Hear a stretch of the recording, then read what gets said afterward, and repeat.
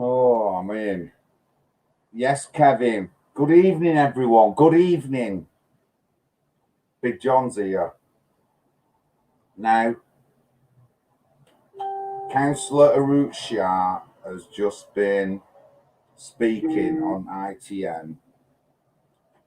And the title, as you can see, Oldham Riots. Has anything changed since changed in Oldham since 2001 riots? So that's what we're on today. I'll probably after this, I'll put a link in. If anyone wants to come on and have a chat, you by all means can do. If you want to talk about what I'm going to talk about, fair enough. But you can talk about practically anything. So yeah. So we'll read what the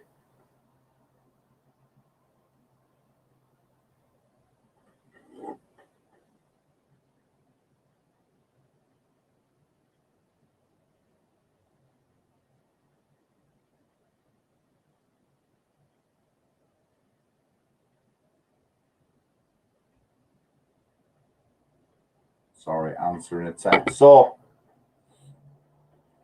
good, thank you, Rob. Good. My mum's getting out a bit, so the community room's open downstairs. So I've had my mum out. She's had her haircut tonight. First time in months. So it's good. It's good, and I'm getting some days off this weekend. I'm in Bristol Saturday, and I'm staying at the camp, the PTSD camp in Bath. They're having a Memorial Day on Sunday, and they've set the camp up for it. So there'll be loads of photographs to take there, probably do video and that. And I've got about 4 or 5 days off, which is the longest time that I've had off looking after my mum in a year. I'm good, Chris. Thank you. I'm good. So yeah, so I'm in good mood. So anyway, Oldham riots. Has anything changed in Oldham since 2001 riots? Now, those who watch me regular, since some of my other videos, you'll probably say that I'll say nothing's changed, and it hasn't. What Labour are doing is repeating the same mistakes, but we'll go through it anyway. So I'm going to read through what it says first.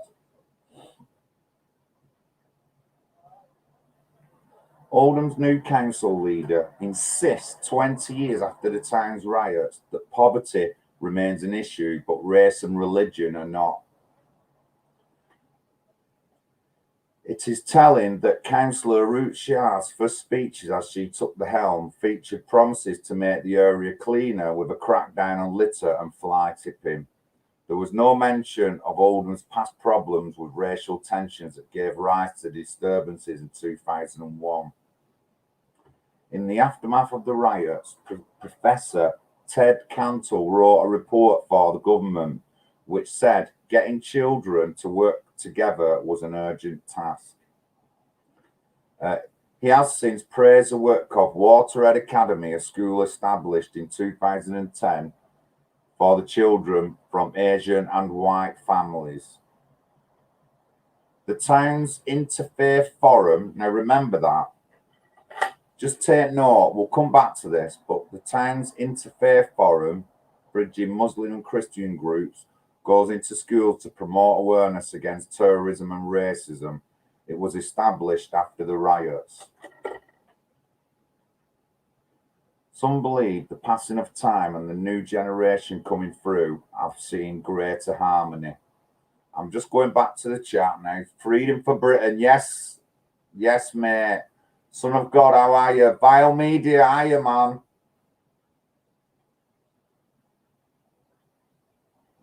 I'm away this week, me, Vile. I'm away.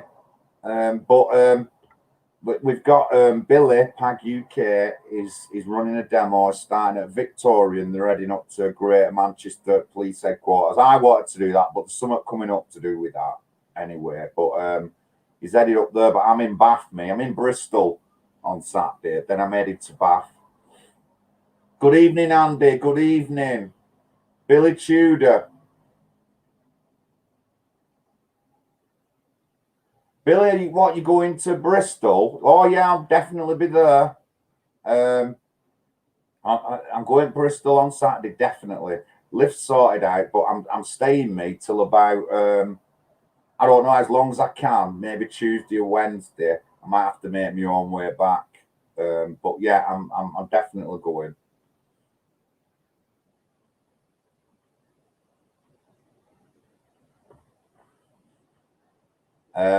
So some believe the passing of time and new generation coming through have seen greater harmony. But during lockdown, fears of racism have arisen again, with Asian communities targeted as being to blame for high COVID rates in Oldham. Arguing against tighter restrictions in August 2020, Councillor Shah, who was then Deputy Leader, said, "For those who have prejudice, it is really handy excuse. The social impact will be absolutely huge and blame will light the door of the government." Right. So just remember that bit as well. Fears of racism have risen again. So fears of racism. So no racism has happened. They think that it's going to happen because of that. Now you just couldn't make it up. What the like these people. With the Asian community targeted as being to blame for high COVID rates in Oldham. I won't particularly blame them communities, although it has happened in their communities. They have the biggest spikes in COVID. The biggest areas in COVID in Oldham to do with COVID over the past year. Werneth is one of them. Alexandra Ward is another one of them. I think Chariton, Central Chariton's nipped in there a bit, and some other areas, all centralised. And they are big immigrant areas. I'm just going to say, I'm not lying. I'm not going to say they're all full of white people when they're not, or British people when they're not. They're full of the areas coldest, Bangladeshi, Werneth, Pakistani, Alexandra Ward, Pakistani, and these wards are predominantly them. But anyway, forget that. So the COVID spikes have been around central Oldham, which is a lot of the areas I've said, including mine, coldest area.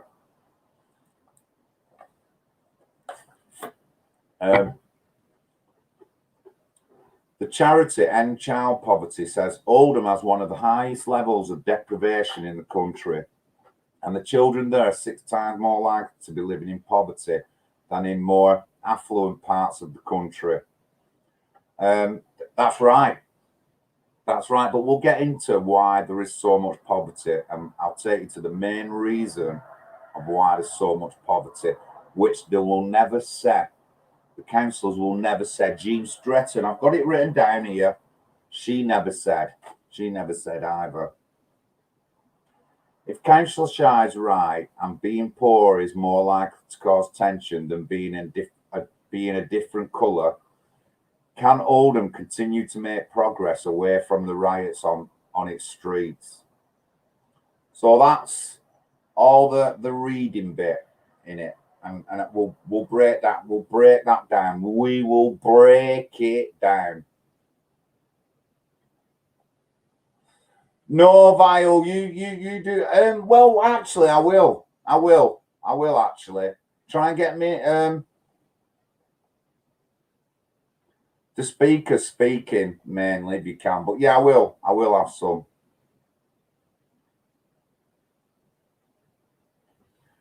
Ugly Truth, yeah, that's one of them. That's one of the reasons.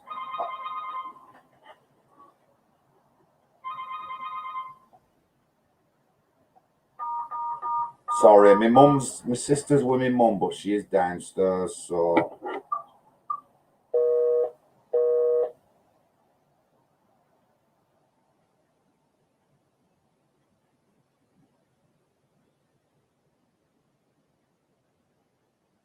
Sorry about that. Sorry, guys. I mean, work's never done even when I'm not with my mum. Carers have just coming in.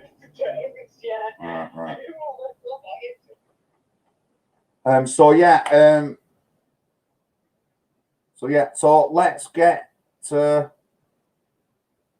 the videos now. Just let me know in the chat if you can hear the videos. You should be able to. The 26th of May 2001, a night when simmering tension between white and Asian communities erupted in violence on the streets of Oldham. The worst race riots in the UK for 16 years.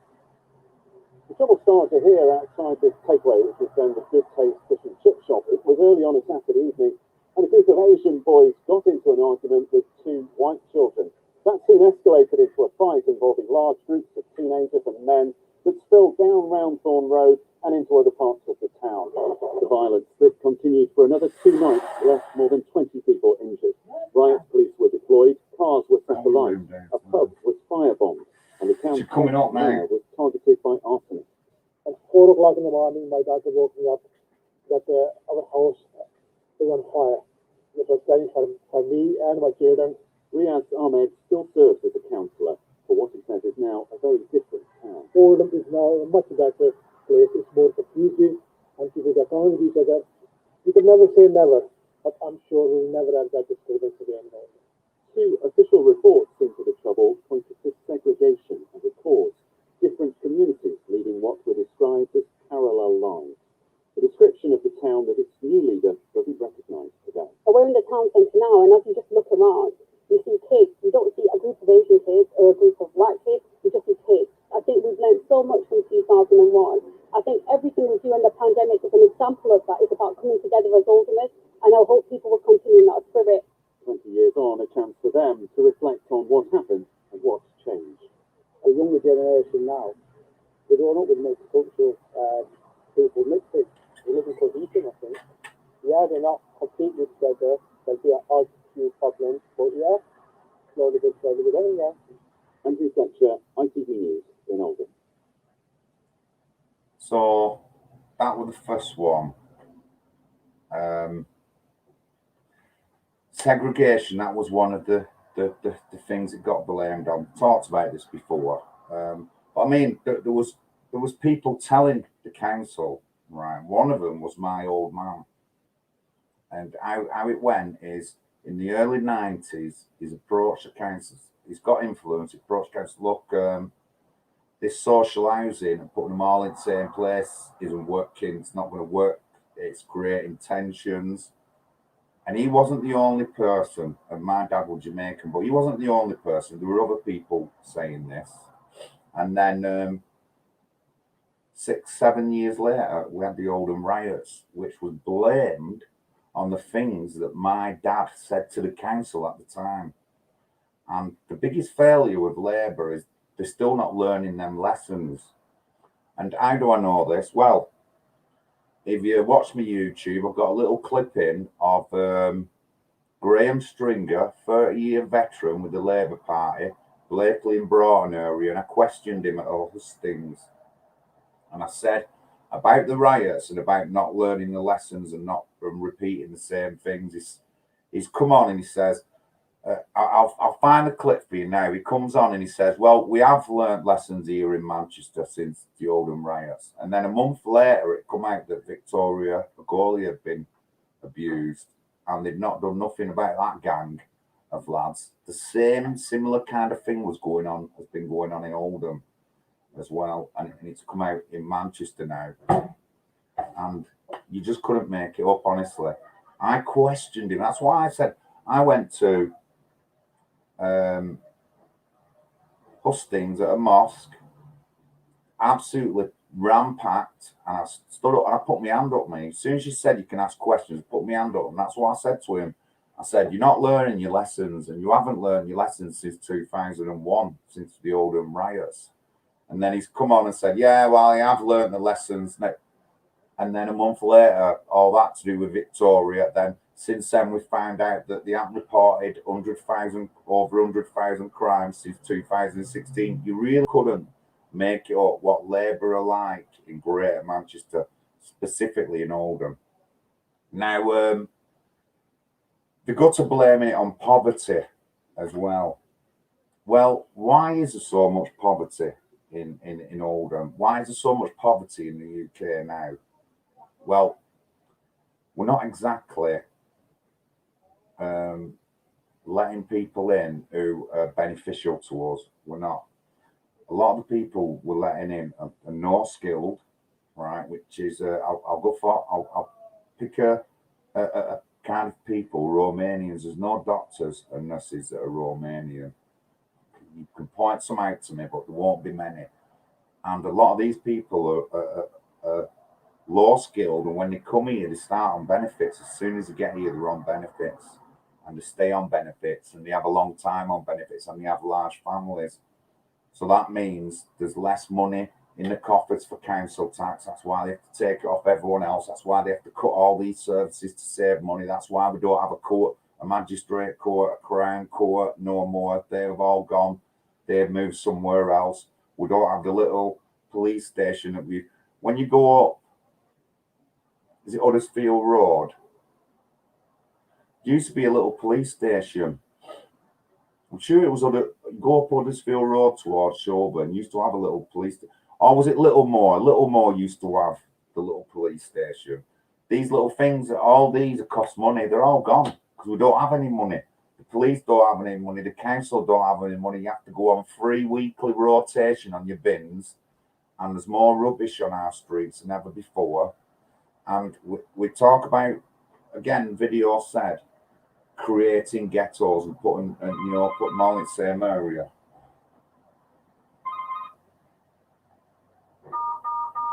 Come in. Putting them in the same area. What have they done? 2014 come and the EU ledger, and we've got the Romanians in, and they put them all in the same area, which has created a ghetto, which is filthy, which has been a lot of trouble between one side of the road and the other side of the road. And this is Ashton Road, the Primrose Bank area, but on the not the Primrose Bank area, the side nearest to Alexandra Park side, going all the way down to the edge of Fitting Hill. And in 2015, I was walking them streets. That's where I used to go to the gym, and the ginnels were full of rubbish, rubbish strewn everywhere, across the place, everywhere. That's what it was like. And that's a little ghetto area now. And there's a lot of crime coming from that area and stuff like that. One particular incident runs me to mind. Two Eastern European kids were killed by an Eastern European driver with no insurance on that road, dangerous driving. That's just one particular incident. And crime in Oldham has risen. I've showed you them figures a lot. So we can put it, relate to all that. Coldest, the areas that are the poorest in Oldham are also the areas where it's high immigration in, high birth rates as well, and less people working. So yeah, poverty is driven by the immigration coming into Oldham. That is the number one issue with everything. That affects schooling and everything. So poverty's always been here, and they know how to solve it, and they won't. So tensions after the riots. And she said, oh, when you see children in the town centre, and you still don't see, you might see 4 black lads and 1 white lad, but you don't often see a really mixed group of kids in the Oldham town centre. You don't. I go there every day and I don't see any. I don't see any.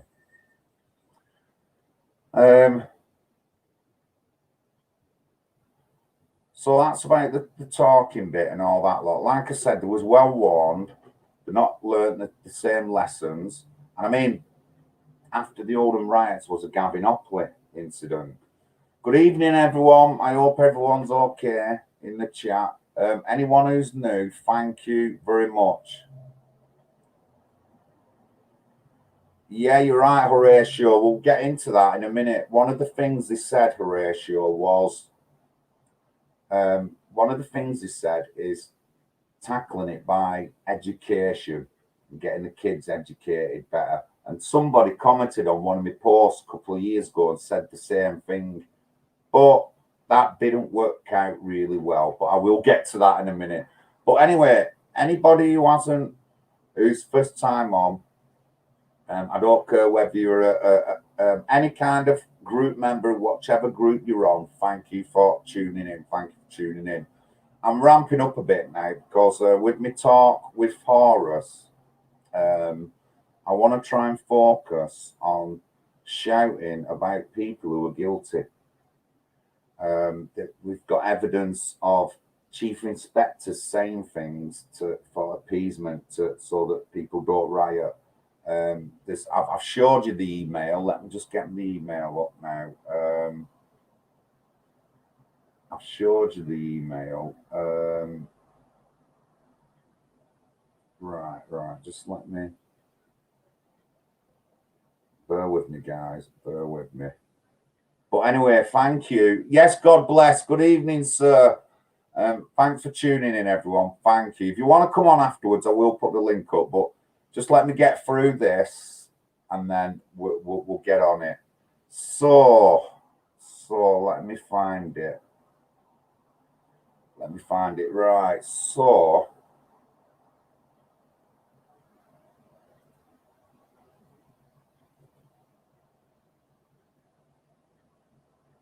avoiding trouble. So they didn't. Gavin Opley got killed, and there's more since then.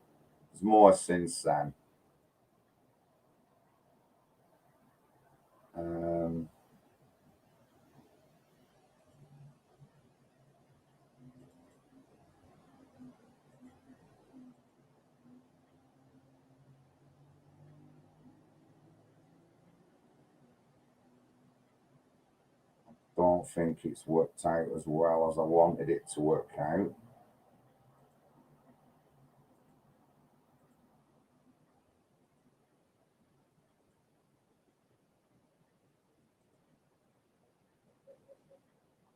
So obviously we had Gavin Opley killed after that, and them killers weren't convicted. No one was found murdering. Then when Lee Rigby got murdered, there was a reported investigation by this guy, Kevin Fitzpatrick, BBC, and he's emailing Jim McManaman. Hi, Jim. I'm emailing to clear up some confusion about what I'm told. What I'm told you and colleagues at the council understand to be my involvement in a recent story about child sexual exploitation for the BBC Radio Manchester. As you're aware, last month I passed some information about concerns about private clubs in Oldham and suspicions of child sexual exploitation taking place inside them. As a responsible journalist, I made inquiries with both you and GMP, despite contacts in the Asian community confirming to me that there was a concern about young people going to these clubs. At the request of GMP and the council, we agreed not to broadcast anything after you told us that knowledge about the activities at these clubs was very limited and you were concerned about tensions in the town ahead of Lee Rigby's funeral. You assured us that this issue wasn't being ignored, that you were monitoring the situation and should action be taken, we will be the first to know. Nothing has ever come out, no report by that guy has ever come out about them clubs in Oldham. They wouldn't be doing it if they didn't think something was going on there, and it has been going on. So that's just like proof. So what I'm after is finding out who was the leader of the council, Jim McManaman, I think, and anyone else involved in this, and then call them out. Chief inspectors or whatever policeman agreed with that not to say anything, then I want them called out. So that's going ahead. But yeah, so, and these things are all since the riots. So how is any tensions? How is anything any different? How is anything? There's nothing's different. Actually it's gone worse to worse. So let's get on to what Miss Shah says. Let me just share the screen again.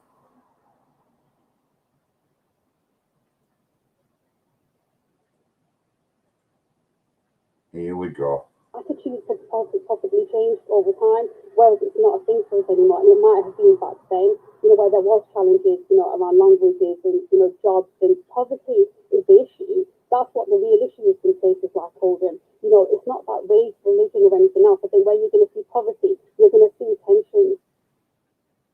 So where you're going to see poverty, you're going to see tensions, people not speaking, communicating. Oldham has approximately 85 different first languages spoken. Some of the schools here in Oldham, there's a couple that are 100% where English is a second language. Right, there's a couple of schools in Oldham like that. There's schools in Birmingham and London like that. So what's going on? What's going on? You know what I mean? She just said about language, and there's nobody here is forced to learn English. There's people who've lived here 30 years who don't speak it, 20 years who don't speak it, loads of people here 10 years. And it has an effect on the next generation because they don't speak it properly. So one of the things was we'll put more into schooling and things. That's what they said. We'll put more into schooling. Right. So where it gets interesting. So obviously they want to invest and make up some new college or something like that.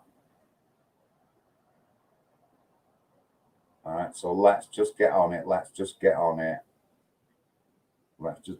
No freedom for Britain. No, like, just don't be bashing people. You've mentioned it now, so someone could come back and mention it again. Then you'll start bashing them in the chat. So one sec. Let me find.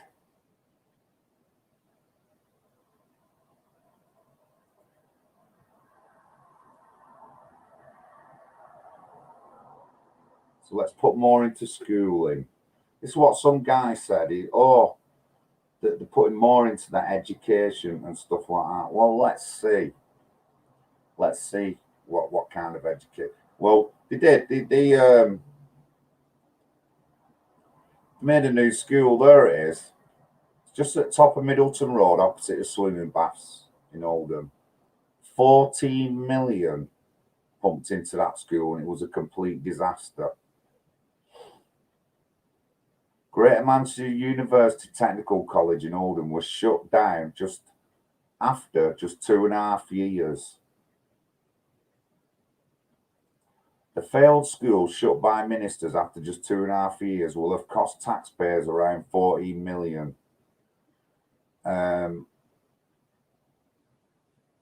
Amid shocking low pupil numbers, rock bottom exam results, and sky high truancy rates. Ever since the closure was announced, local MP Jim McManaman has been pressing government on the exact cost of the failed experiment, which had aimed to give pupils aged 14 to 19 a vocation-focused secondary education in a state-of-the-art setting. Those figures now revealed that alongside a 9.3 million build cost, the school also received a one-off 1 million set-up grant, 3 million in pupil funding, and 80,000 in top-up pupil premier cash for poorer students. Spending for the period between April and its closure at the end of summer term has not yet been disclosed, meaning the full cost is likely to reach 14 million. When it opened in 2014, the school, which was backed by the University of Baltimore and was outside of council control, was hailed a fresh approach to learning, part of government plans to revolutionise technical education. Right, well, don't for a minute. Right, even though it said it's not under local council control, that was one of the things that they said they wanted to do, is pump money into schools and teaching kids, because a lot of the kids from them immigrant communities were not having a good education and weren't. A lot of them couldn't speak English properly. A lot of them couldn't do basic things, and I've seen this myself personally on a personal level. So they're getting a start. So they wanted to improve education, and then ended up building that. Now it's in the town centre. Now I don't know the demographic of the people who went to that school, but if it's in the town centre, I'm guessing they're predominantly BAME or immigrant, Eastern European, whatever, something like that. So after the riots in 2001, so that school would have been they would have been looking at 2010, getting that school going ahead.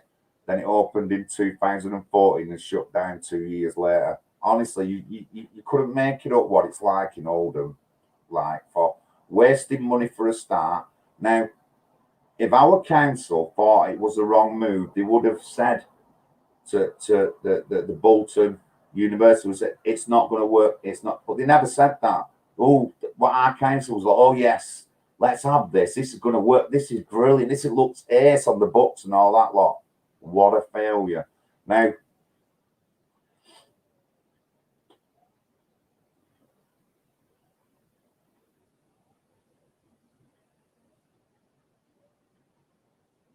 you just couldn't make it. That's what it's like. So that was one of the things going to schooling. Now, as you said, it said about COVID. So let's just go to the COVID bit. I'm not on the right. I'm not even on the right.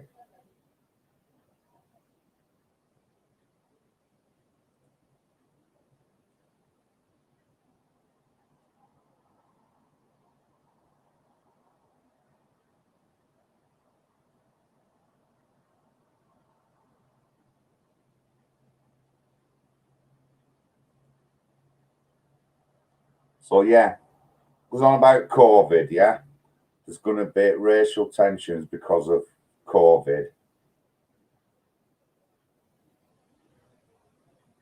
But during lockdown, fears of racism has arisen again, with Asian community tags have been to blame for high COVID rates in Oldham. Did I not just report the other week on my political correctness week in Oldham that they allowed 16 football teams to enter a charity football tournament in Werneth Park, and Werneth is the number one hotspot for COVID? Did I not just put that information out the other week? And that's what they're saying here. Now, I'm not pointing my finger, right, but who allowed them to do that? She's supposed to have worked through all this COVID thing.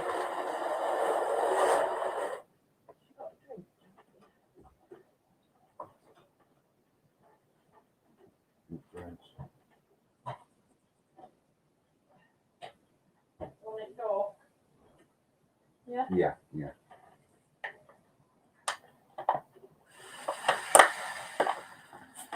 So they allowed the football match in the highest hotspot of COVID. So, like, if anyone's pointing the finger, it's not my fault that I'm pointing the finger at Werneth when it's on the books, it's the highest COVID thing.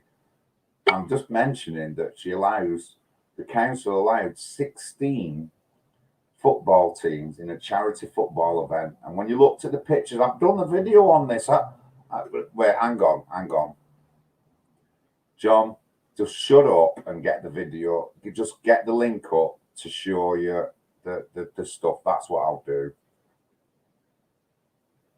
Although I have done it about 1 trillion times. But let me just find it.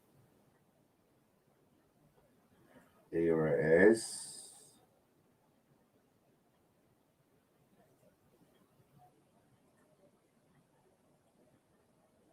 There it is, Chronic Oldham, about the football teams, and they really look like they've been social distancing and stuff like that. So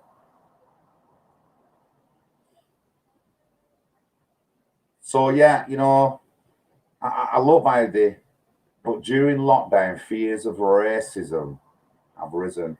I mean, what about Gavin Opley's death, though? What about Gavin Opley's death? What with that? Was that just was he just in the wrong place at the wrong time? Honestly, you just couldn't make up our spineless council. And I shouldn't be having a go at all new councillors. No, I shouldn't be. But people, you need to, if I don't hear people standing up to this political correctness, what's going to happen? There's going to be riots again in Oldham. Oh, yeah. Hang on a minute. Let's just go back. Let's just rewind. All right, let me just show you. Let's just rewind. The town's interfaith forum, bridging Muslim and Christian groups, goes into schools to promote awareness against terrorism and racism. It was established after the riots.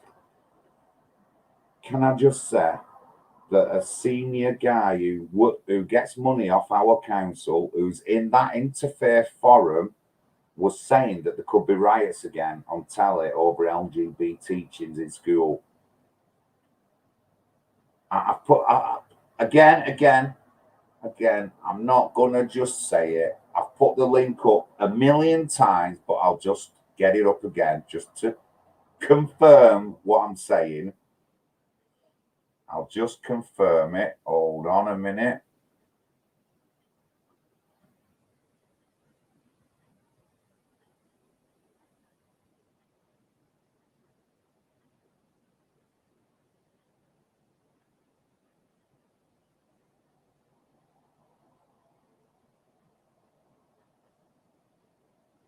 It's coming. Don't worry. I'm on it, guys. I don't just tell you these things without it with being like 100% million% proof. I can give you my opinion, but this is like factual stuff. This is factual stuff. I think this might be it. Here it is. Yeah. So there it is.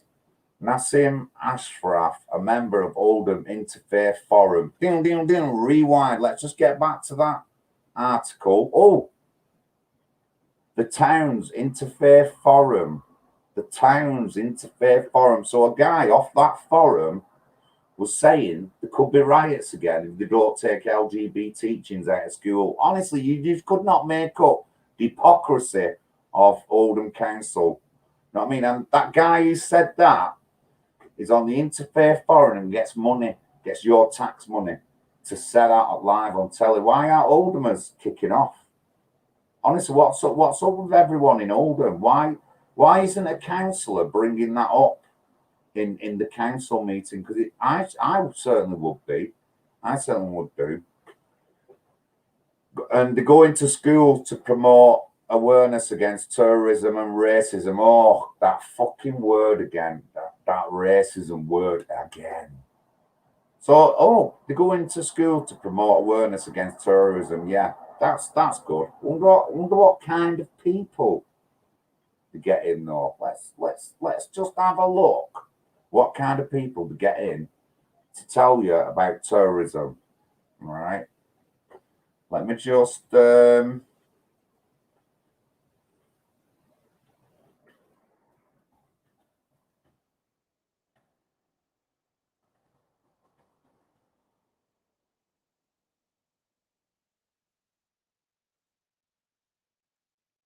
right, I will find it in a sec.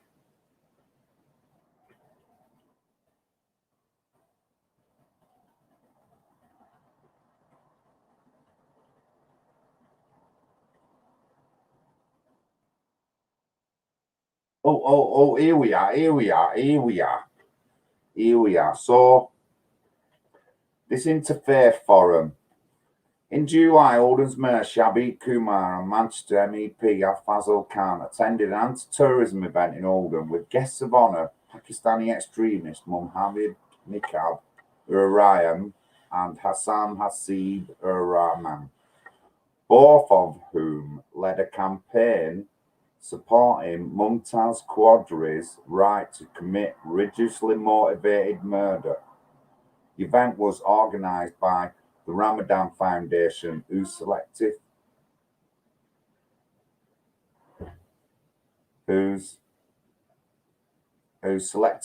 intolerant spokesman Mohammed Shafiq once called for Majid Nawaz to be sacked after he tweeted a picture of satirical cartoon Jesus and more. The Oldham Mayor, like many politicians, can find room to attend events with the word faith in the title, but he couldn't make room in his calendar or the Pride event. But anyway, them are the kind of people who come to our mosque in Oldham.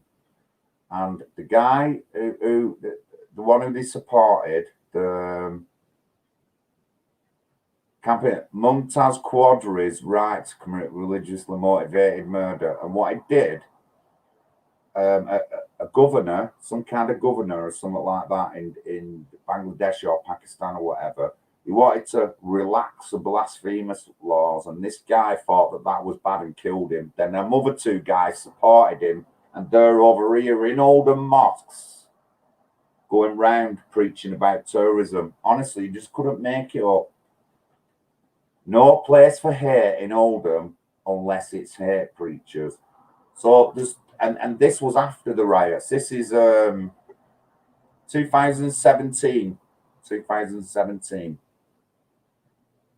So like I said, I don't say stuff and I don't claim it unless I've seen it in an article or there is evidence of that.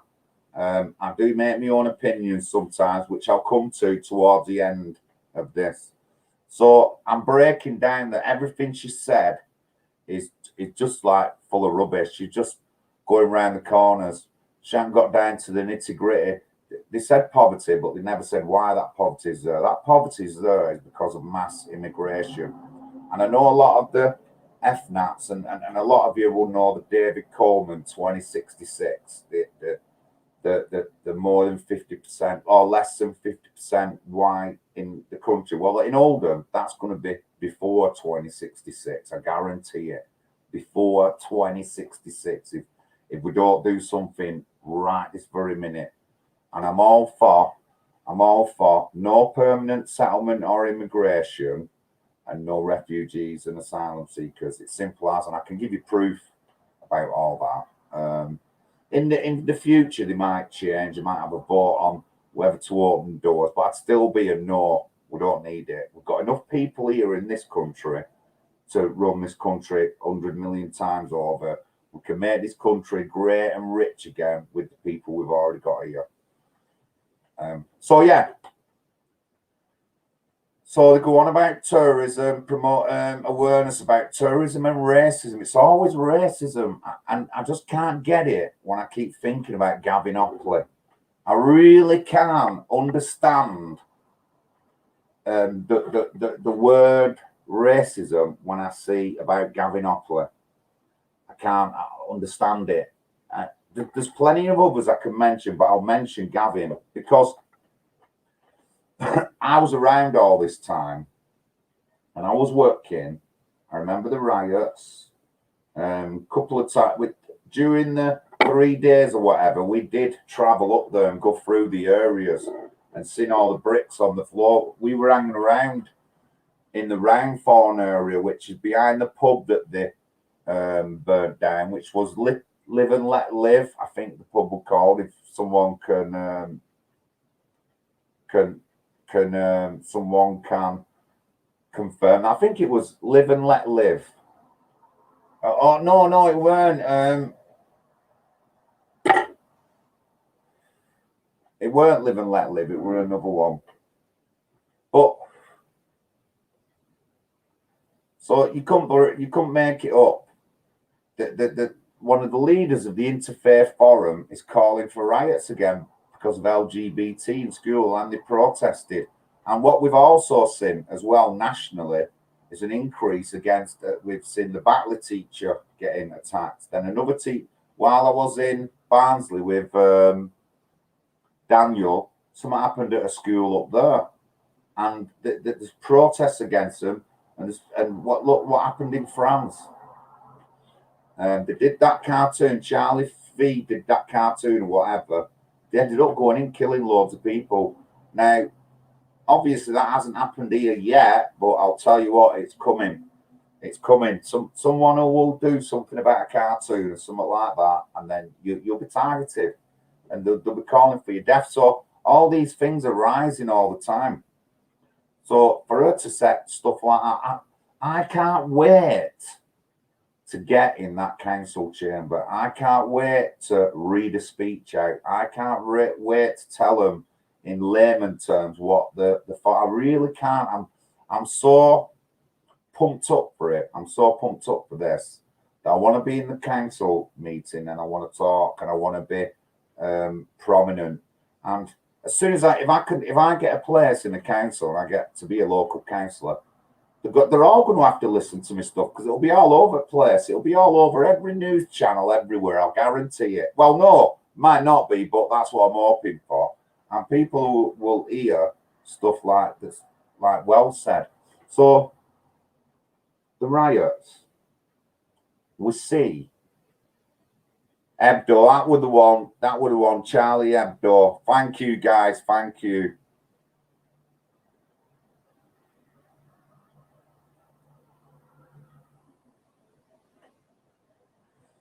Freedom for bit and be nice in me chat, you.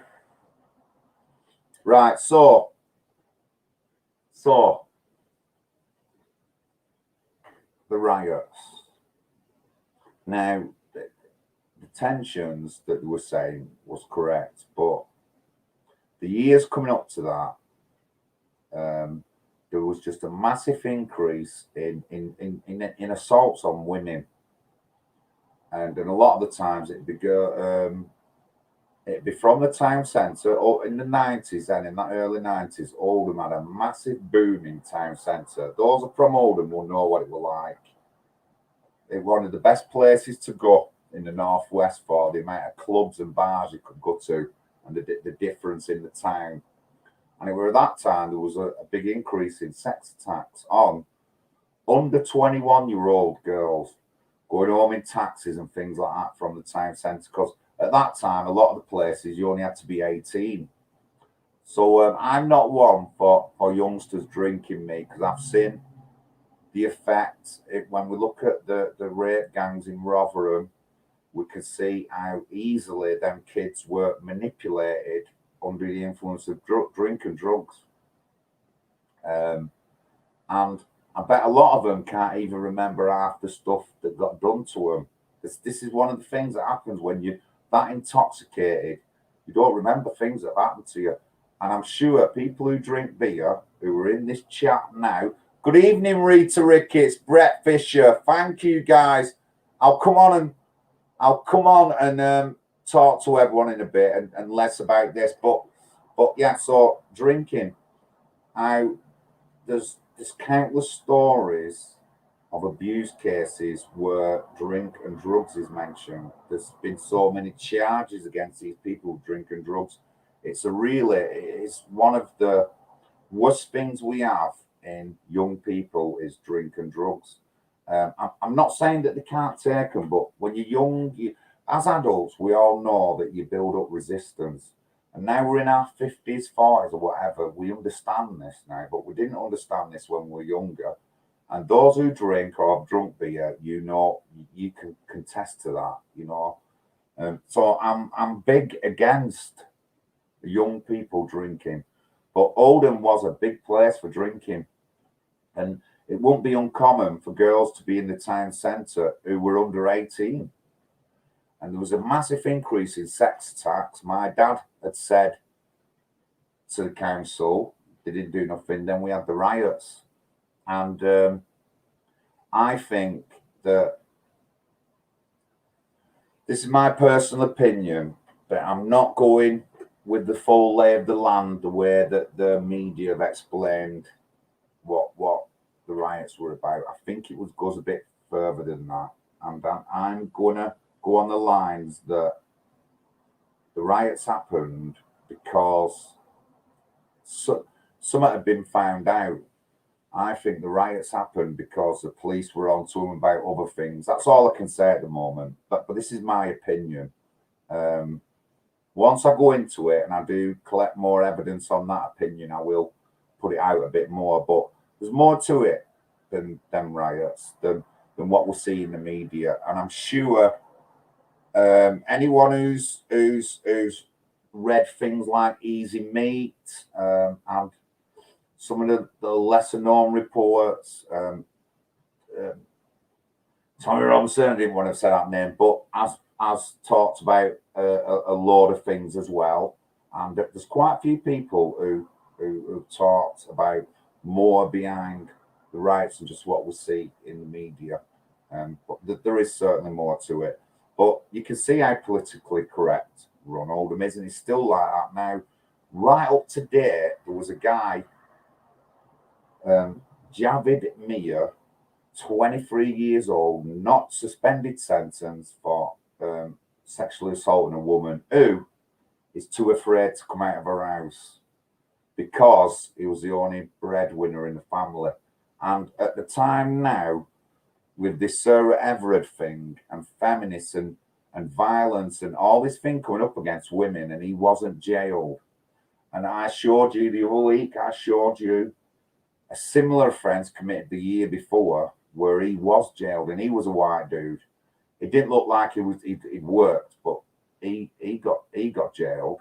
So where's the incentive that these people don't do it again? Oldham, the most politically correct town in the UK, that it's had the most destitute town in everything. It's had the modern day unofficial modern day slavery capital, political correctness capital, most deprived town capital, poorest town capital in the UK.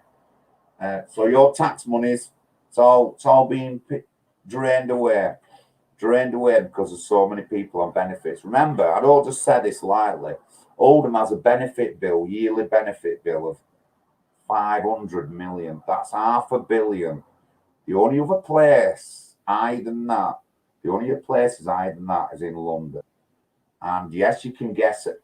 Tower Hamlets will be one of them, and Hackney will be another. You can definitely. I think it's them two, but yeah, there would be good guesses if anyone said them two. Be good guesses. I'll go to the chat a little bit now.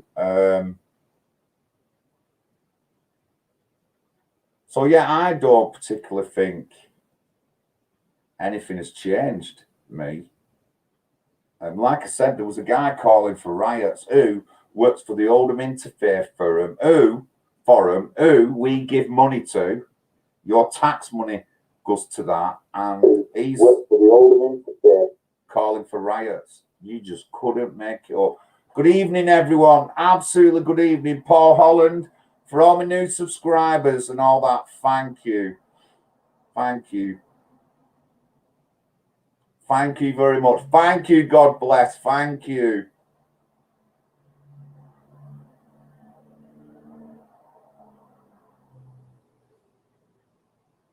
Thank you, son of Max.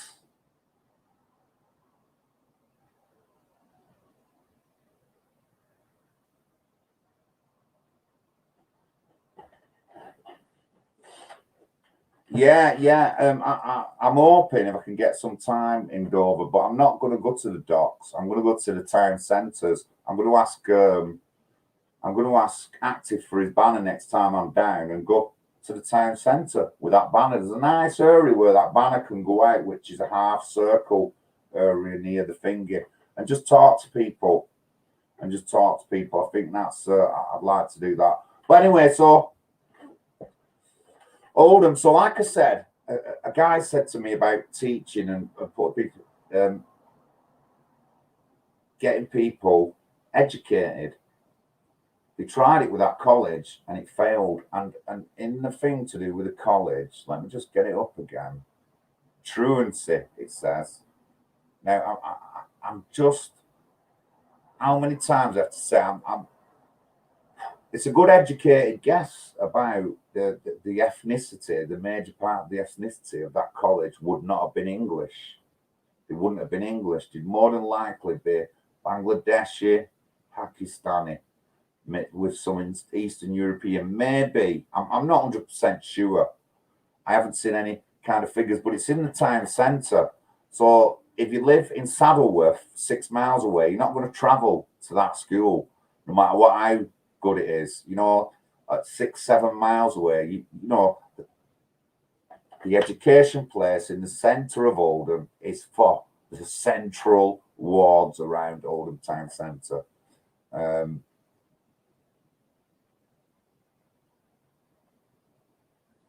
In its first exam results last summer, no pupil achieved a C or above in GCSE, English and Maths, and an average result A-level result was E.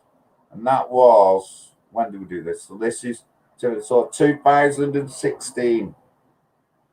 14 million gone into that. Might not have been ours. It's good that the council, well, we were in control of it. Well, you never stopped it. You never fought against it. You probably thought it was. There certainly is, Yvonne. There certainly is. Well, actually, there must be at least two Iqbal school in the Alexandra ward off Waterloo Street. What was it? We give money to it to be made, and we said we wanted it mixed. And when you look on the thing about the school, it says it's supposed to be mixed, and it was just all one kind of person. It was just all female, I think, when it went in. So there's not one, Yvonne. I bet there's at least two. Yes, McTavish.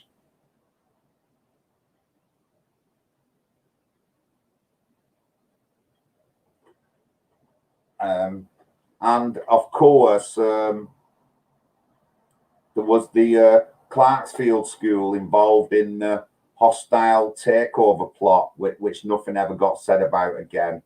And I did a little report on that school one time with James. We nipped up and I had a look at it. But yeah, so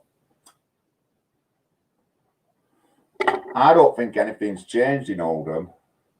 And if anything, after we had the Interfaith Forum guy saying there could be riots again in Oldham, and with what's gone on with other schools showing Mohammed cartoon and all that lot, no. And oh wait, I've got to bring up, they said about the school that's let me just get it up. In that report, they said about Waterhead Academy. That's what they said about Waterhead Academy. The school that breaks Nigel Farage's. Here it is. Here it is. Right, am I on the right?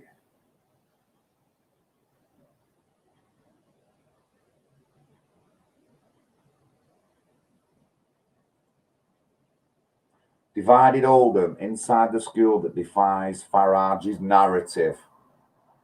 And it was Waterhead Academy.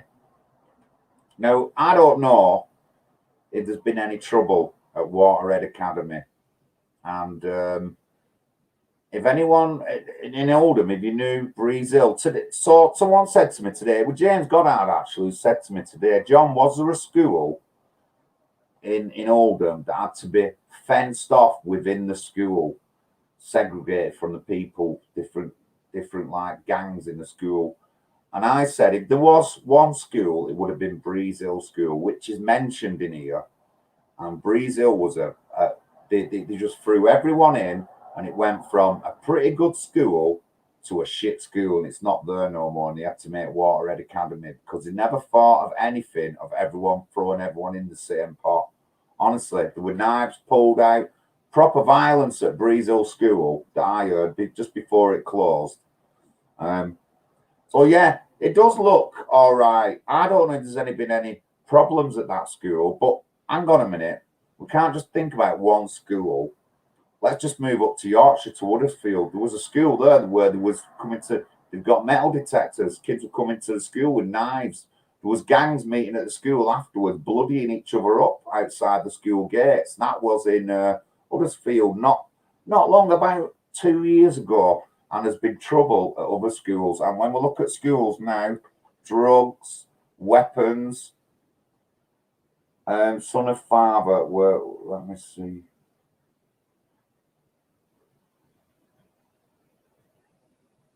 I'm looking for it, mate. I'm looking for it. Sorry. I'm looking for it.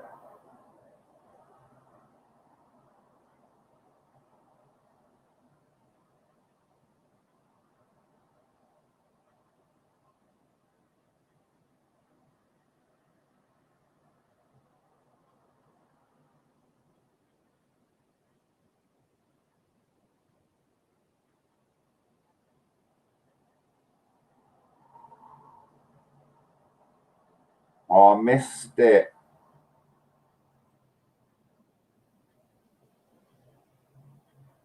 Oh, yeah. School governor, you're right, the lodge. Well, my dad was a school governor. I would do something like that and have a more interactive role. That's something I've actually thought about, but that's good in that. So the schools bit, it's difficult. You know, I don't know if there's been any trouble at that particular school. I just don't know if there has been any trouble there, but there has been trouble. Plenty of schools, certainly in the northwest, in Yorkshire, between gangs of kids of different races and ethnicities, not particularly just white. The one in Yorkshire, Huddersfield, was African, Somalian, and Pakistani outside the school after the gates shut, pulling knives out on each other. That's what it's like. And obviously, the rising crime, we've got that trend now of the age range between 15 and 25, which is the bloodiest, deadliest age range now for using a knife or getting killed. Factual. Research it yourself. Not going to put it up. Research yourself. That's factual. Between 15 and 25. So what are our kids doing? You know, what they've been learned, what are they being taught? The inner city areas are certainly a worst. There's a teenage gang going round and cuffing people with guns and pulling blades out on other teenagers. It happened just the other week in that Blakely. That Graham Stringer was on. TKA Media's got it on his list. Graham Stringer was there. So I don't think anything's changed, Miss Arut Shah. I hadn't even talked about misogyny in Oldham like I was the other week, and you were standing next to Annie's suffragette statue, Annie Kenny suffragette statue. You were standing. You're an hypocrite. You're an hypocrite. The people who put you down was from your own community. They were leaders of the Labour Party in that community, and they never had to answer to it. That's why you had to move to South Chatterton, which is a predominantly white area, because then whiteys will vote you in. Yeah, because they all vote Labour and they love a bit of colour to come in and think it's the right thing. Just political correctness all the way down the road with Oldham. I'm telling you. I'm telling you. So that's my spin on the riots thing. Nothing's changed. Couple of years ago, it was pre-referendum, like 2015. I was living in Fitting Hill with a then girlfriend, and an incident come up where they found loads of weapons at the Alexandra Park area and the Alexandra ward in one of the abandoned buildings on the corner where the Deaf Society is, opposite Alexandra Park entrance. That big building there, they found a cache of weapons, and I think that at the time there was more than 20 guns or rifles and thousands of rounds of ammunition. And that was fine. But gangsters, heroin capital of Oldham, Glodick. So they're all gangsters up there. They're going to have weapons and stuff like that. Drugs hasn't really come into a lot. They don't say nothing, but Oldham is synonymous with heroin. And it's been brought in since the 90s, since we had the predominantly Pakistani people coming in. And Bangladesh is bringing heroin in from abroad because no white man grows it in his attic. That's another massive story to go through. And I've not even scraped the surface of that. But anyway, thank you. Yeah, thank you, everyone. Thank you.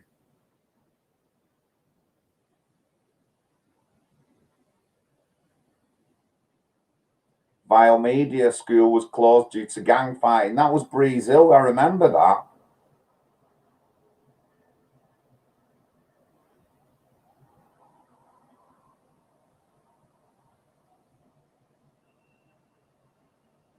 I want to find Son of Father's comments. Well, I mean, what's wrong with our country? let's talk about the Romanians now. 2018, a couple of months after I got stabbed, I started working at this factory, and I met a Romanian girl there, and she's got a fella with her. They're over here. He worked in, I think he was furniture fitter or something like that. Good job. A skilled job he was on. And she started working in this factory. She's got good skills on computer and stuff like that. She's doing all right. Her English wasn't the best, but she was trying, and they've been here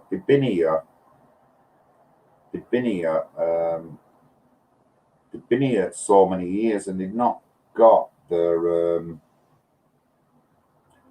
she told me the story. For some reason, they didn't get the citizenship because they applied for it. They both worked since they first come over here. Yet, at the same time, we've got people coming over who don't work, who get citizenship for whatever reason. It could be a part family member and everything, just go into the poverty line. And this Romanian girl never got her citizenship. Now, if I was going to want people in it, these are the people I want in who's going to work and stuff like that. I've also got a Jamaican friend, really close with our family, and his oldest son is about 12, 13. About 12, his oldest son. He's got another son. He's married to his white English partner. He's worked at the same job since forever, in all these years. He's an upstanding member of the community. If anyone in the area needs a lift with something or bit of expertise, he's good around the house. He's a very decent, hard-working husband. He hasn't got his citizenship. Speaks English. He hasn't got his citizenship. He's been here that long. And when you don't have your citizenship, when you have your extended leave to stay here, you have to pay money every year to the government. And he's on something like, I'm sure it was couple of grand or a few grand a year he has to pay to stay here. Yeah, he works, speaks English, he's married, he's an upstanding, prominent member of the community. Yeah, there's people here coming over here who don't speak English, don't have to speak English, to get benefits straight away. They have trillion kids who don't work, and they're English citizens. I just don't get our immigrate. I've gone on about this before. I'm showing you two examples where these people should have British citizenship, yet they don't. Yet with everyone coming over here, don't need to speak English. They bring 100 kids with them. They can protest against everything going on here. They can call us racist all the time and stoke racial tensions. They just turn our country into a crap hole. And I've talked about it many times, and see, when I tell some people who might not be politically minded about that particular incident, they don't know what to say. They don't know what to say. So we have them in, but we don't have these in. Our immigration system, and I've said this a lot of times, you can quote me on this, is messed up. It's always been messed up. It's never worked anywhere, and it needs sorting out. End immigration. If we're going to bring it back, we'll have a vote on it. But I'll be voting no, mate. There's enough people here already. We want the Indian doctors. We've got loads of Indians here, so why aren't there kids doctors and nurses? We've got a lot going for us. We could bring back doing our own steel, and we did the best steel in the world, British steel. Why don't we train a new generation up now to work on our steel? We'll need them. We need this steel. Steel's is never going to go away. No matter what these conservationists say and all that, we're always going to want steel. And we've got resources here, and we've got capability, and we've got a workforce to do steel. Just a thought. There's plenty of other things. And there still is stuff here. Pre-2016, there's somewhere in Yorkshire, the top end of Yorkshire, before it comes to the northeast, Northumberland, or whatever, there's a power station that can power off anything, even rubbish. and it's not being used. Why ain't it being used? Can we not just fucking start firing loads of rubbish up there and get it burnt up and make some fuel or something like that? You know, honestly, you couldn't make it up. But anyway, it's enough about Oldham. I'm on D Live. I am also on VK.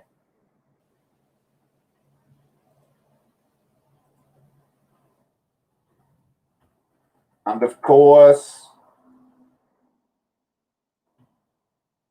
Facebook and YouTube. Thank you very much, everyone. Thank you. Right, I'm going to stop that screen.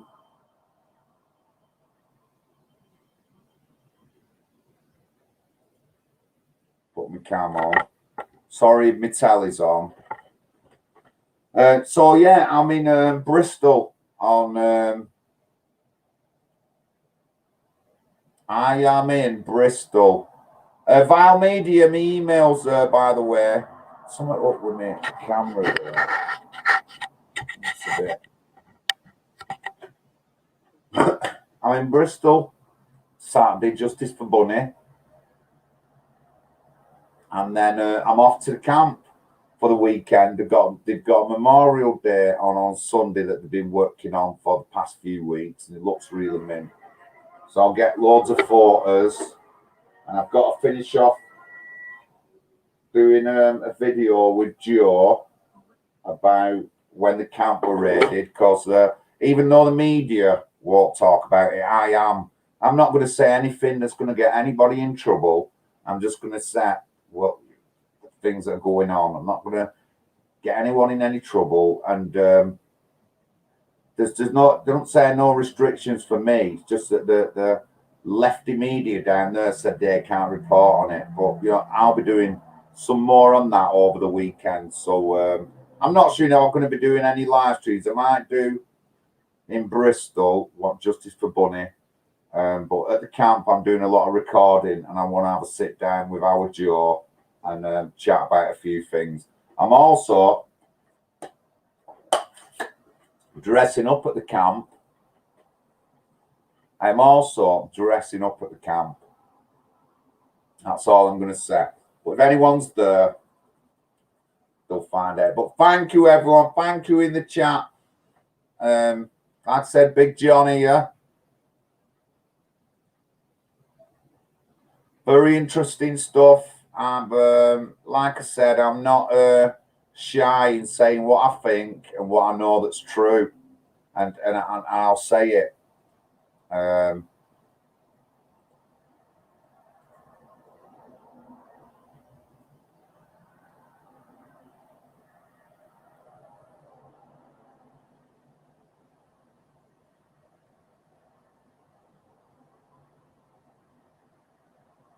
Sir, Will, I'm so looking forward. It's the longest time I've had away from my mum in a year. So it's a bit of a biggie for me. We've got I will Vile Media. We've got my nephew coming up who's going to stay for a few days from London. So we paid his train for today. We've got his tickets, £163 return, but it don't matter. We're going to we've paid his ticket and he comes up Friday, and I don't think he has to go back straight away. So I could even possibly get about 5 days off in one go. But I'm just going to be, I know I'll be a bit niggly because I'm not near my mum, and I'm guessing that they've took it off me, son of Max. They took it off me. They sent me an email a while back saying that I can't be doing, I'm not going to get paid on it.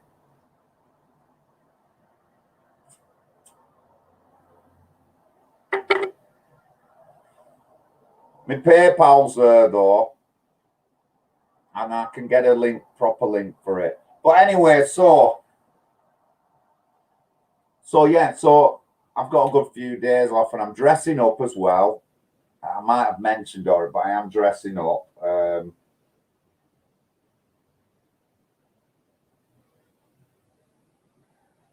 And yeah, like I said, I've got good few days. I just can't wait. I can't wait. Right, hold on. Someone's entered, I think.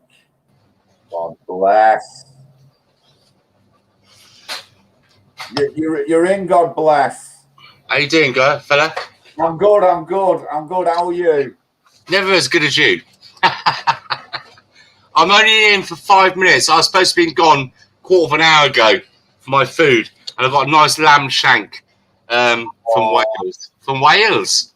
I'm hungry. You've no picture on, by the way. I just mentioned that. Yeah, I'm just doing that because I haven't got my knickers on. Oh, you gone quiet. I will entropy. I'll look at that, Horace. Thank you, man. Thank you. So yeah, there's a lot more to the riots than meets the eye. I said that earlier on, and other people have said it, and it's definitely so, and it always has been. But there's always something behind everything in Oldham, though. But they're hiding it up really well. 2 minutes. Correctness. So not you 2 minutes. I'm getting shouted for my food. Right, go on, get lost then. Go on. 2 minutes. I'll just lit a cigarette up. So you got 2 minutes. But yeah, so you got I saw I can't put the links up right now for the Bath camp for everyone to support. But somebody's asking earlier on what happened at the Bath camp. But EW, if you just have a look at it, I think oh yeah, he's gone now, isn't he? Little vet. I saw him on Saturday, but I don't know if he's got a channel back up yet. He's been getting attacked as well, hasn't he? Yeah. With all his different channels, Little Vet TV and all the other ones. He's been getting attacked as well. So, and what day is it today? Hang on a minute. It is. Fuck, it's Tuesday and I've missed the Voice of Wales. Well, for everyone else on here as well, Voice of Wales are back on voiceofwales.com or .co.uk, and they do a live stream about 7 o'clock on Tuesday and Thursday, if you don't mind me pushing that in there, John. I didn't bring up for that reason, but yeah, look, It's all right. Moon Puka's in here as well. Look, you got such right. All right, yeah. You haven't got 80,000 or 100,000 viewers, but like I said before, it's quantity, not quality. I mean, it's quality, not quantity. Because look at all the people coming in there. Yeah, it's a nice crew you got coming in here. Like sitting around. How's your mum? She's good. Been downstairs, had her haircut tonight. Buzzing. Brilliant.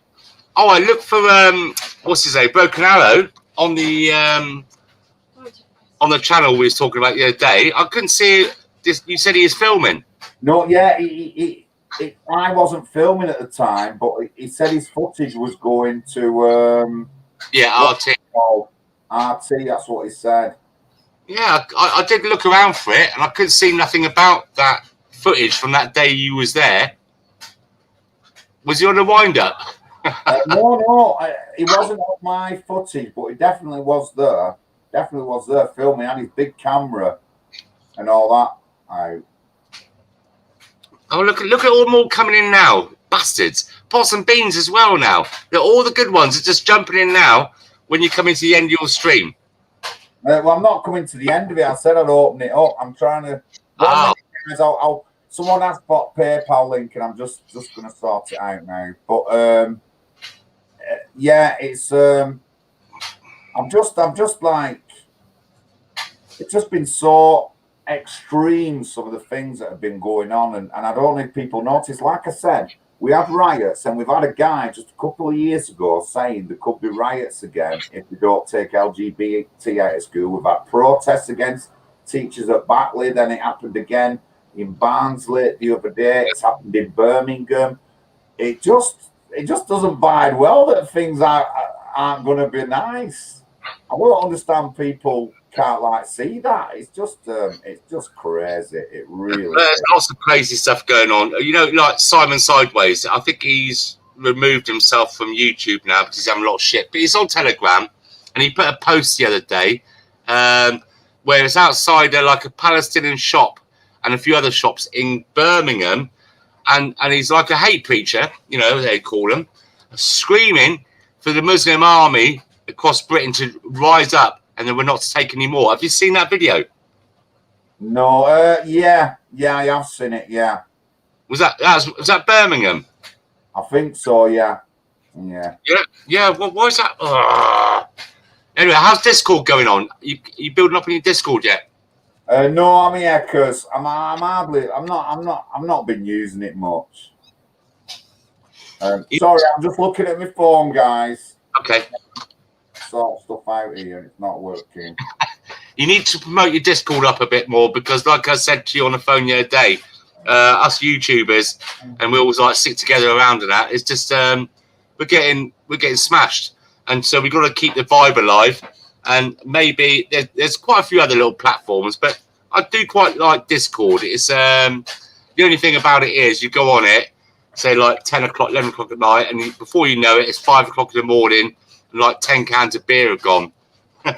That's the only downfall. But it's because you're like, we can all join in and talk to each other, at the same time, which is great. Yeah, it is. Well, I'm going to shoot off because I've got to eat my food. If you're still about after my food, which I doubt, but I don't know. I've got a funny story to say before I go. Andy Red Volvo. Oh yeah, what's he been up to? Right, it's what happened. Right, I had to stay in at the weekend on the Saturday, and I was watching all the demos going on, and you had Tracy XX TWXX, and sorry, Virgin Media, Vile Media rather. Anyway, and she was showing around, and you saw Nobby there, and all the other guys, the normal ones, and then I saw Active Patriot Chris. I thought, fuck me, he looks really healthy. And it wasn't him. It was Andy Red Volvo. They look like twins. So, yeah, sorry about that, Andy. But I thought you was Active Patriot. You look, when you had Active Patriot hoodie on as well. And it just looked like a more of a healthier Active Patriot. So I'm not blowing up your arse or flirting. But on that note, I'm going to get going. Listen, have a really good night. Everyone, don't forget to like and share. 160, and just share it around. Everyone starts off small and everything, but as you can see, John is one of us. So let's all sit together, guys. One of us. One for all and all for one. Anyway, Patriot. I know. Look at the people you got coming in here. You got some really good crew. You got all the good ones, the big hitters that are all on the other channels as well. Listen. Go and eat your food.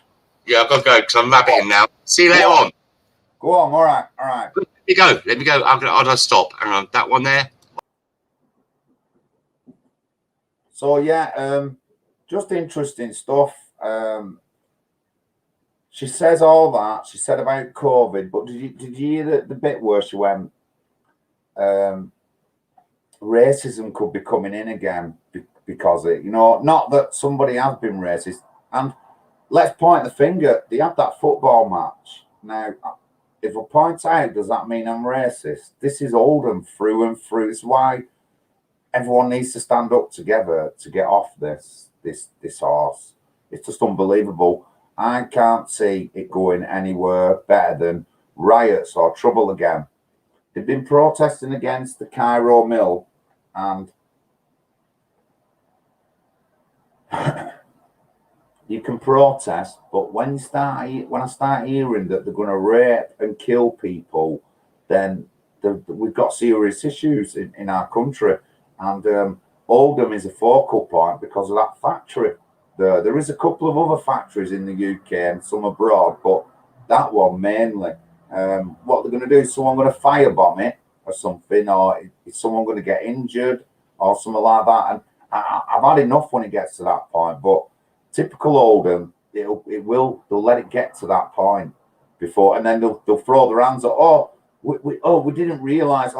We'll learn again. Well, the lessons about the rape gangs you've been learning for 40 years, and you've not learned anything because you keep coming out with, we didn't know, or we're going to put this in place. No, you're not learning anything. You're just letting it carry on, and you're just a load of spineless, gutless cowards, all the politicians.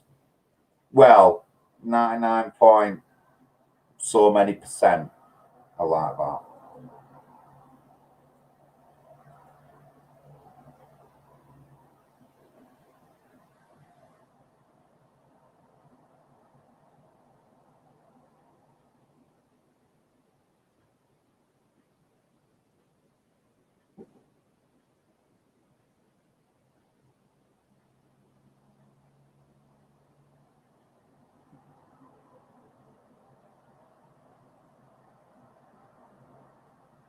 Lodge, oh yeah, I'll agree. I don't know if you've seen my video on the shop in Haywood,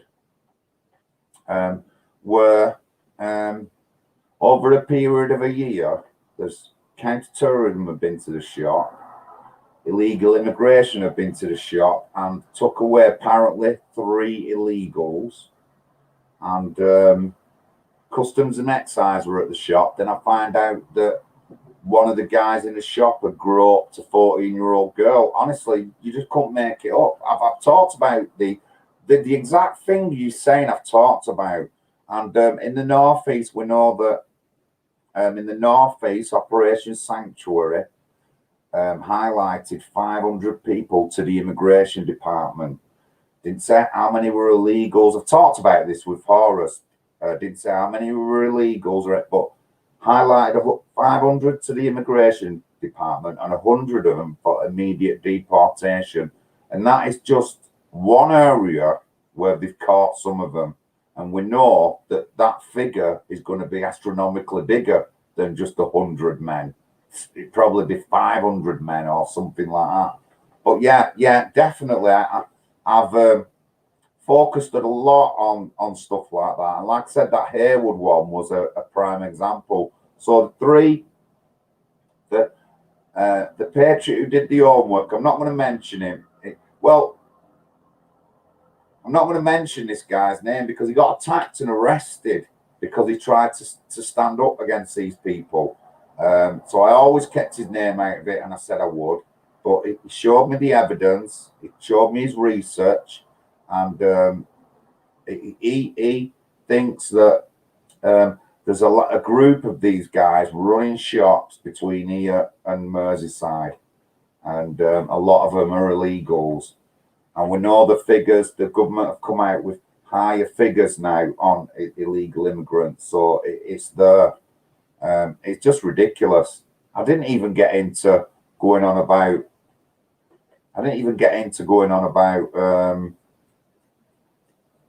Oh, God. But yeah, the illegal immigration and stuff like this, it certainly is a cause, and the people have no respect for where they are, so they're not going to do the things properly.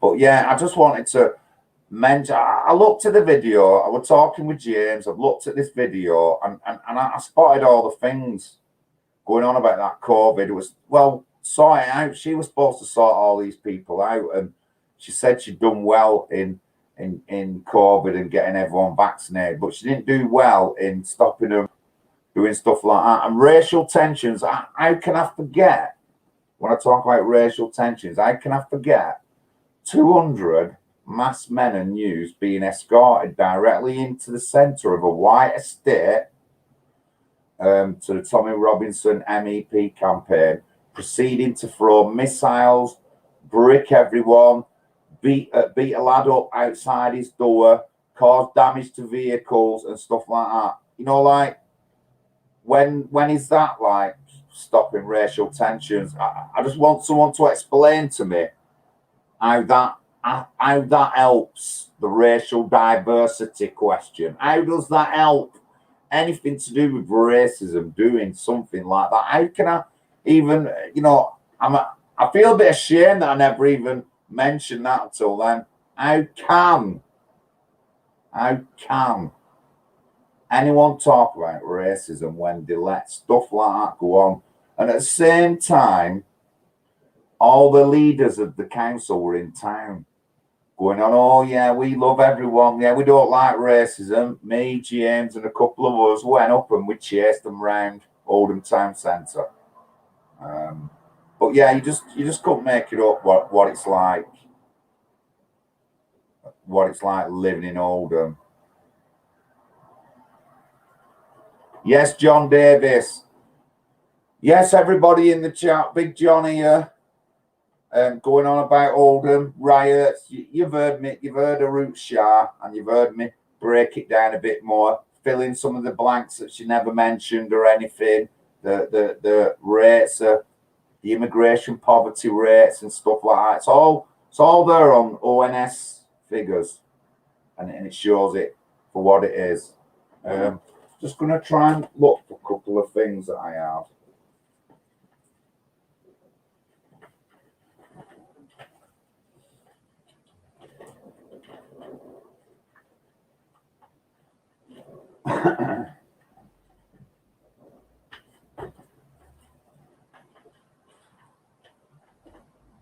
So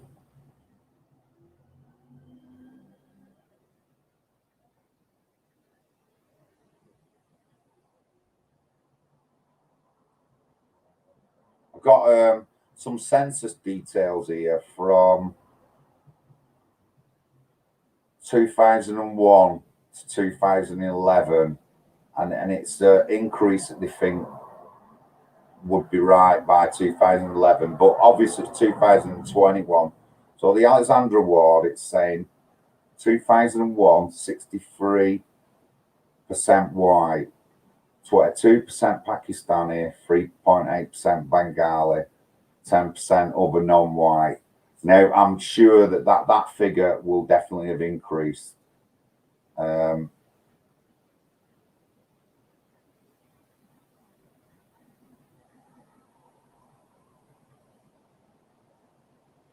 And looking at, there's been a 17% population increase in the Alexandra Ward between 2011 and 2016. And I bet that a lot of that will be high immigration and fertility. So, I mean, I've printed some stats off so that when we get the next census details, and I get another comparison to go with them stats that I looked at. But it's going to be interesting what's going on. I'll look in the chat now. Lisa's in. Good evening, Lisa. It was a scary day. So Lisa Skeffington in the chat, ladies and gentlemen. She lives down there and her daughter lives down there. And Lisa's grandkids were in one of the yards when all these guys came. And what was it right, Lisa? They had to throw all the kids into someone's house, wait for it to all clear before, that's how threatened they felt. That's what happened down there. And Lisa's in the chat there. Lisa's in the chat. That's what happened on the day. It was a lovely day. The kids were in the garden. All them guys came. They were all running through the gardens.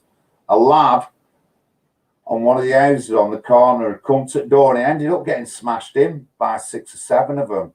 Honestly, I don't think this lad was anything to do with the demo even. Honestly, this is what they were like when we came. Oh, they went upstairs and watched it through the window. Oh, that must have been awful for everyone around that area. As a bit later on, as we're going into it, I seen a long-time family friend of mine at her house, and she started crying, thinking that I was going to get in trouble or something like that. Honestly, you couldn't make it up. It was a scary day for people, just for the regular Joe. It was a scary day. So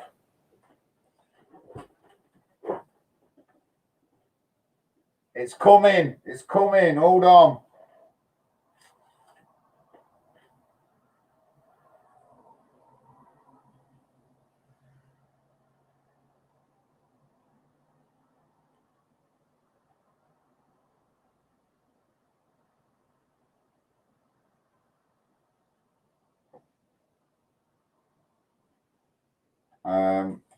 That's off Peter for me to read. I'm going to try and get some red this weekend, actually.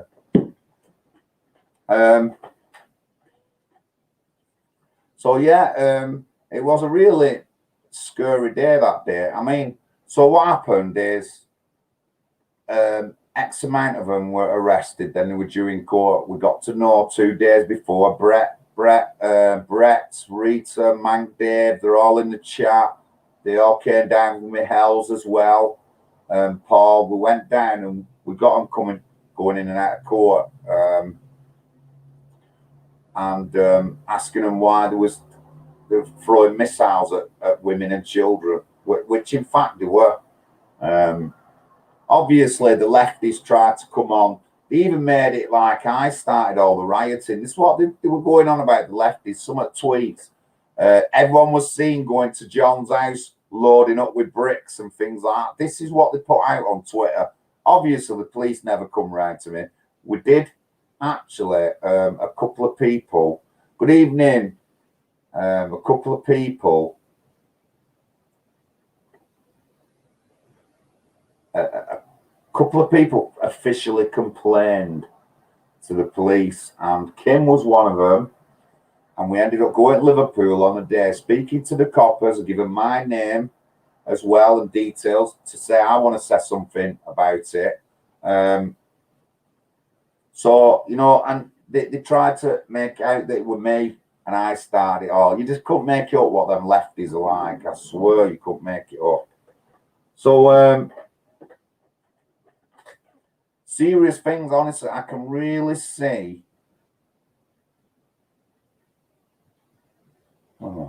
I can really see worse troubles coming.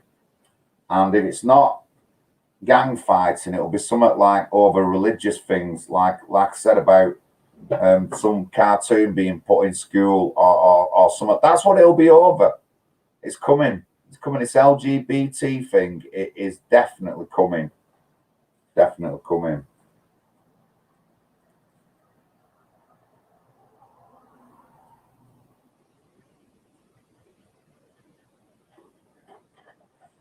Opening page, Peter says, hang on.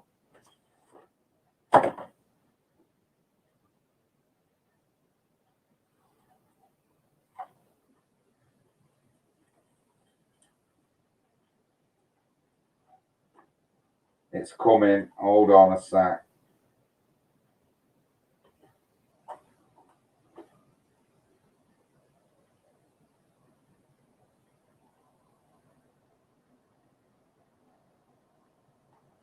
There we go. I want to be careful with that book.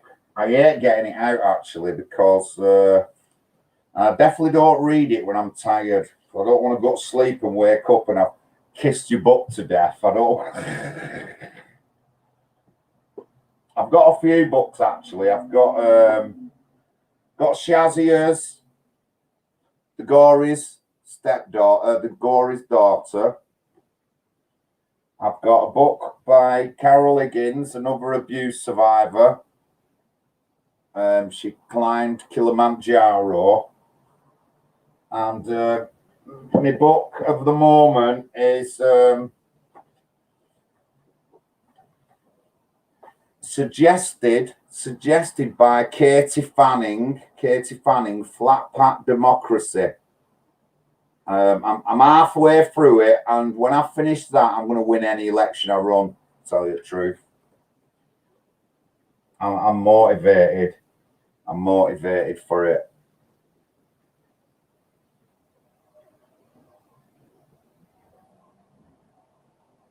I'm not vile media. I'm not. I'm actually disappointed.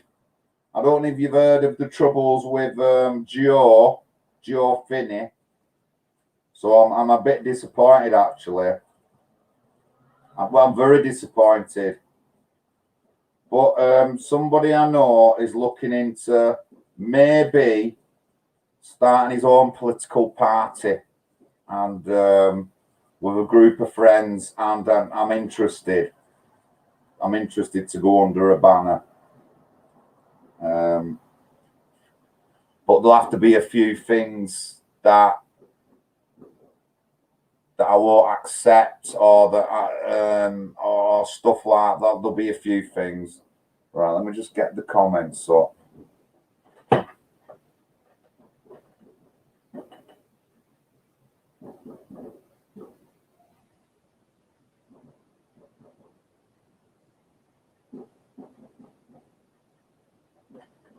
It certainly is, Ant. It certainly is. And I mean, like I was all right with immigration 20 years ago, and then as this past 20 years, and it's been a really big failure of the Conservatives. They've just not kept to anything. And obviously, I've learned stuff in the past few years, and I'm totally against it now. And I never used to be. Honestly, I wasn't ardent. It wasn't immigration. The thing with me was integration, and I didn't. But I've got a problem with it all now. I've got a problem with every little bit of our system, and I had this argument with not. I had this discussion with God Bless. We've got 500,000 Hong Kongers coming, and in a 10-year period, that figure could go up to as many as 5 million. And with any kind of immigration comes crime. They're not all going to be good people. A lot of crime will come, and I've started to look into crime to do with triads, the Hong Kong triads, and stuff like that, and what kind of stuff they get up to, and stuff like that. So there's a lot of changes coming for us all. There's a lot of changes coming for us all. They might be democratic, but they live a different way than us. So that means now, I don't mind a Chinese chippy, but I like the English chippy. I like a rag pudding. If anyone knows what I love a rag pudding. Now you can only get a rag pudding fresh in Oldham during the day. At one time, up till late at night, you could get a rag pudding made for you in several different areas in the town centre and stuff like that. There's two places that I know that do them now in Oldham, and they're only open during the day. They're not open after 5 or anything like that. You can't after 5 o'clock when you go into Oldham. You're either going to go to a chicken shop, possibly a pub. There is still a couple of pubs open, or the other thing is an Eastern European shop that sells Mars bars with Russian writing on them. That's all you're going to get when you go. Honestly, that's all you're going to get when you go in Oldham Town Centre. It's gone. A rag pudding. And what it is meat wrapped in what's it called? A doughy thing cooked in a rag, boiled in a rag, and that's why they're called rag puddings. A suet covering.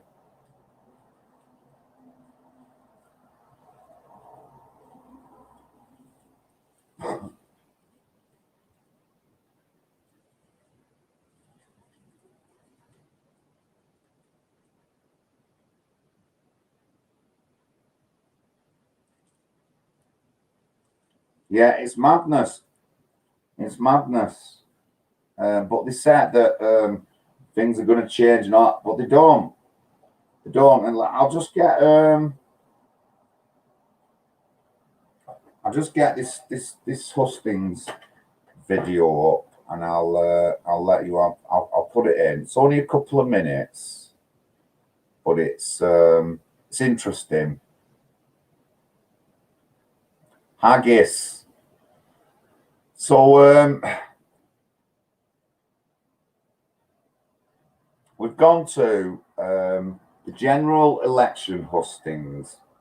Let me just find where it was now.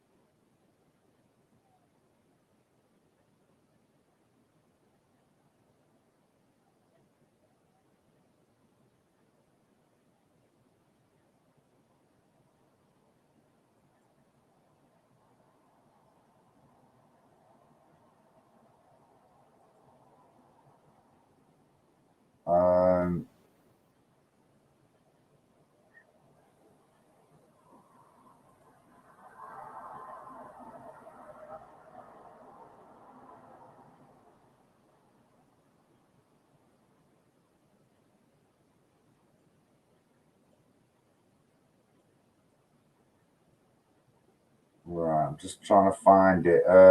Well, anyway, so it was a hustings general election, Blakely and Broughton. It was in Cheetham Hill, just beside of Cheetham Hill, and it was a Muslim centre. And when we got in, they said you can ask questions. And as soon as he said that, my hand were up when it come to the Labour guy, who was Graham Stringer, 30-year veteran. I'll just get the little video up. So when it's come up to it, this is in a room full of Muslims, this, by the way. I've stood up, put the link in the chat there. It's only a couple of minutes video. And I said that Labour don't learn the lessons and they repeat the same things, creating ghettos like they did at the Oldham Riots, which was a blame for the Oldham Riots. And I said, which ended up being blamed on lack of integration and creating ghettos and social housing to create the ghettos. That's what I said in the hustings. So afterwards, we was with Jim Edwards, who was doing for Brexit Party. And afterwards, a lot of people come over to us talking. And this woman said about like the integration. I said, some, but you don't integrate well. None of you done it. It's still the same thing going on in Oldham. There's people who hardly speak English and they've been here. It's like 2 generations. And I stood firm by what I said. And I mean, we can say the media's false, but that was after the investigation, the inquiry. That was the fault. That's what it was, focused on the fault of it. So I wasn't wrong, and I was right. So I went and I said my piece, but I'm that kind of person, me. If I get in a situation, I will put my hand up and I'll ask questions. I will do them kind of things. That's me. It's me, 100 million, 1,000 trillion %. Right. Yes, Mr. Scott, I was just talking about Arut Shah's been on saying about it's 20 years since the Oldham Riots. And she was saying how the town's got better and stuff like that. And she talks about, I've just filled in all the blanks and really just wiped her out with Labour's hypocritical things and filled all blanks in for them. We know that there's child abuse going on right now. There's a case going on of a guy who comes on the Street Soldiers channel. I think God bless Mark talked to him before. Called Ian and his daughter's going through it, and it's involving I think 12 men from the area of Chatterton, but severe restrictions on, and he won't even talk to me because he would have known, the police and other people would have known that he has been talking to me. So he won't talk to me till I find out after the case is finished. There's been other cases. We've got links now. There's a woman who was running for councillor, Debbie Barrett Cole, said live that there's links to Cumbria through Oldham and stuff like that, and there's a lot going on in Cumbria.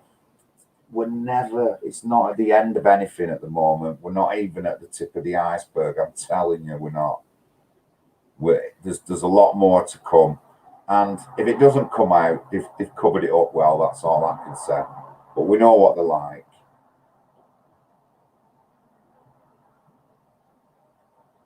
Still talking about rag puddings.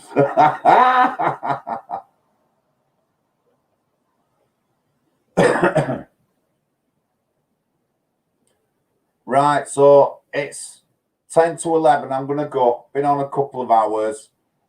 You've heard me chatting. I mean, look at some of my videos, the past ones about political correctness. A lot of the stuff I talked about has gone up lately, and I did put it all out on Telegram, and I've got good views on Telegram. Let me just get me Telegram at Jungle is 40.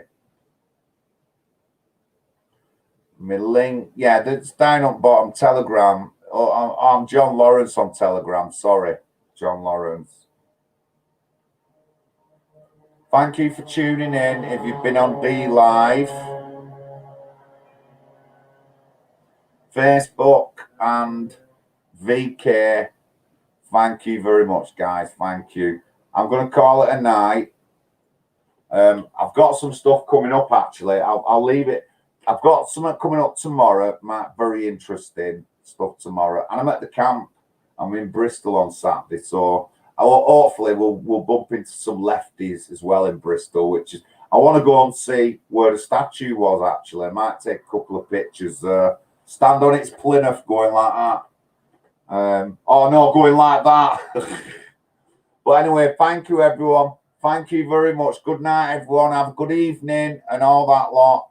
And I'll catch up with you all soon. Thank you.